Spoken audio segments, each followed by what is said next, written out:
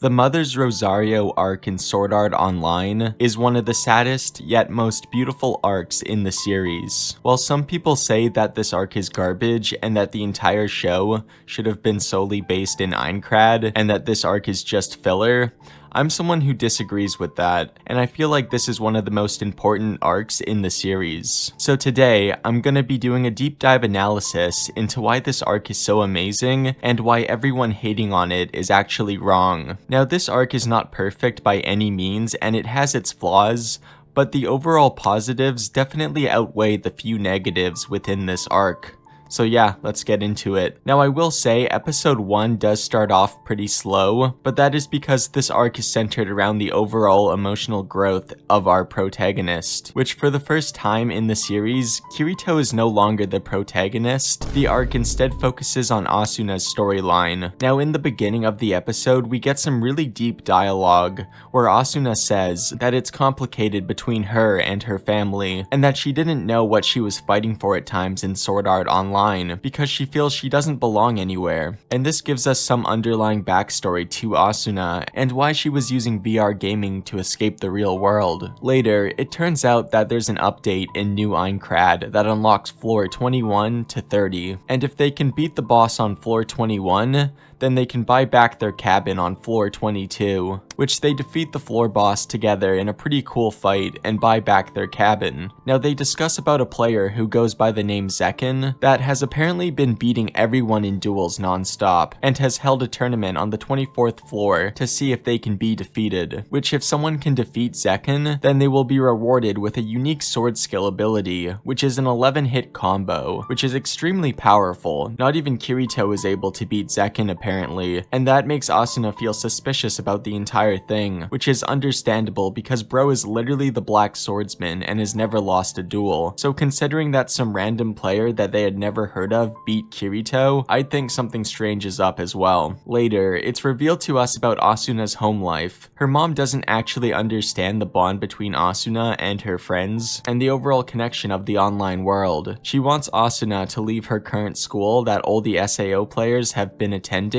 and take an exam to get into a different school that is considered a more prestigious school, so that way she'll be more on track for college. We see this in the real world with a lot of parents, where parents focus too much on what they want for their children, rather than trying to understand what is actually best for the child itself. This is definitely an arc that is really important in Sword Art Online, and I know a lot of people can deeply relate to her character in this arc. Now it's also revealed that Asuna's mom had Kirito investigated because Asuna and Kirito had been spending a lot of time together, which, like, gosh damn, this lady is an absolute psychopath. Like, you're trying to tell me that the guy that cleared the video game that everyone was trapped in for over 2 years, which saved her daughter's life, you're telling me that she had him investigated to see if he was a worthy fit to be with her daughter, and she somehow came to the conclusion that no, he isn't good enough, just because he doesn't come from a rich family? Like, what? Now, the character design for her is awesome because it's supposed to show the reason for Asuna's disconnection between her and her family, and it's very clear that Asuna's mom only cares about money and success rather than genuine connection and love. Later, Asuna is getting ready to fight Zekken when it turns out that Zekken is actually a girl, which Asuna starts to understand the reason why Kirito lost against her and is not very happy about it. Now they have an awesome duel, but in the end, Asuna loses,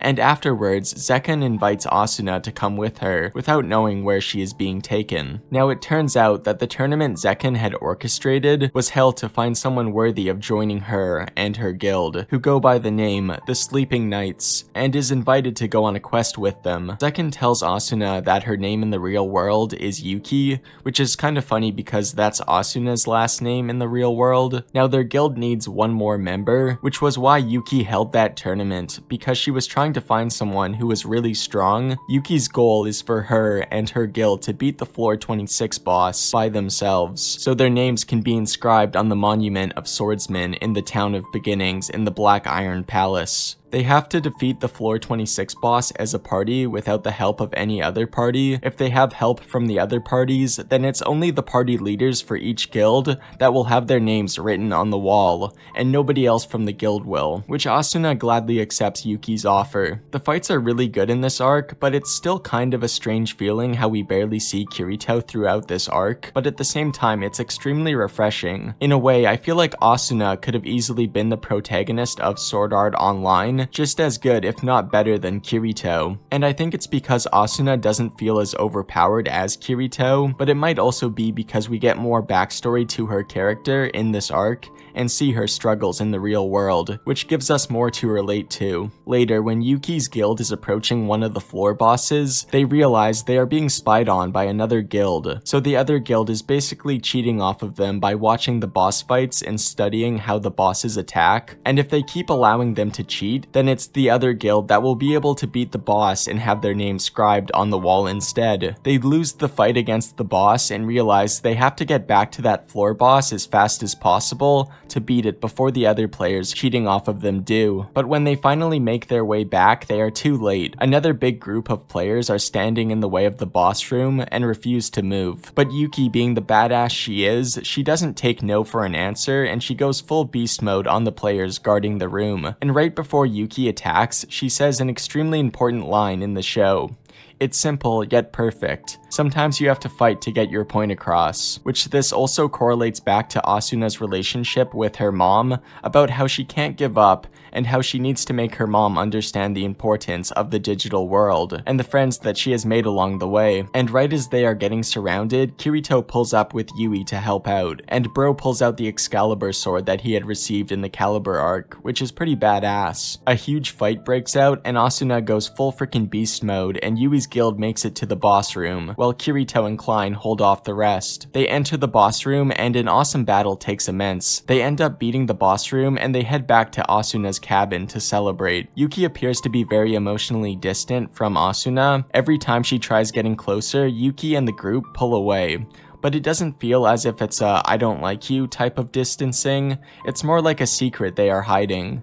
They later get their names inscribed and take a picture together as a group to celebrate, but Yuki starts to break down, and before Asuna can ask what's wrong, Yuki logs out. The rest of the guild also pushes Asuna away, and this is where we the viewer can relate to Asuna's pain, because sometimes people in life push you away because they don't want to see you get hurt, and they do this without explaining why, which ends with you feeling lost and confused. Kirito finds out Yuki's location and gives it to Asuna, which it turns out that Yuki in the real world is terminally ill with AIDS from a blood transfusion her mom had when she was being born. Yuki has been living in the hospital inside this machine called the Medinki Void, which is basically some type of machine that works with the Amusphere rig to block out pain response for the patients who are extremely ill. It works as kind of like a general anesthetic, and this is why Yuki didn't want to see Asuna anymore. She had formed a deep connection to Asuna and knows her life is coming to an end, so she felt like she needed to push Asuna away to protect her. Yuki has been in there for over 3 years, which is a year longer than Kirito and Asuna were trapped in SAO for. Yuki's parents had passed 2 years ago, and her sister just last year. Asuna uses the Amusphere rig in the other room to see Yuki, and Yuki explains that the reason the group is disbanding is because her and another guild member got the news that they only have 3 months left to live, and that if any of the group members pass away, then they want the final boss raid they did to be the last thing they did together as a team. Kirito sets up a camera so that Yuki can experience going to school with Asuna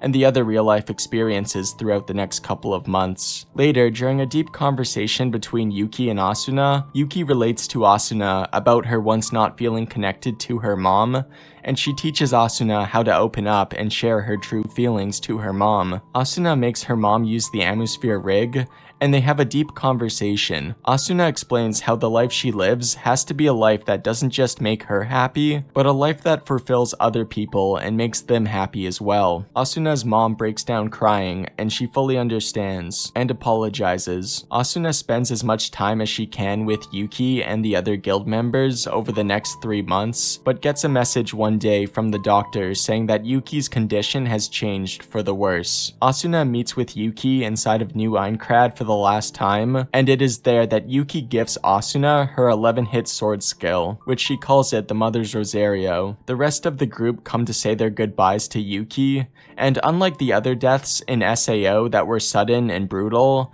this is the first one that really draws our emotions out to the full extent. Not just ours, but the characters as well. The arc focuses on friendship, memory, and the impact of Yuki and the other characters as well. Asuna starts the arc trapped between expectations, her family, her future, who she's supposed to be with, but it is here that Yuki lives freely because her time is limited and she wanted to have what time she had left to make an impact on others. And it is through being friends with Yuki that Asuna realizes that she wants to do the same. But yeah, I personally think that this is one of the most underrated arcs in the series. Season 2 of SAO definitely gets way too much hate, and I will always be one to love this arc. Anyways, thank you for watching the video. If you made it this far, please be sure to like and subscribe. And yeah, that's all I got. Peace.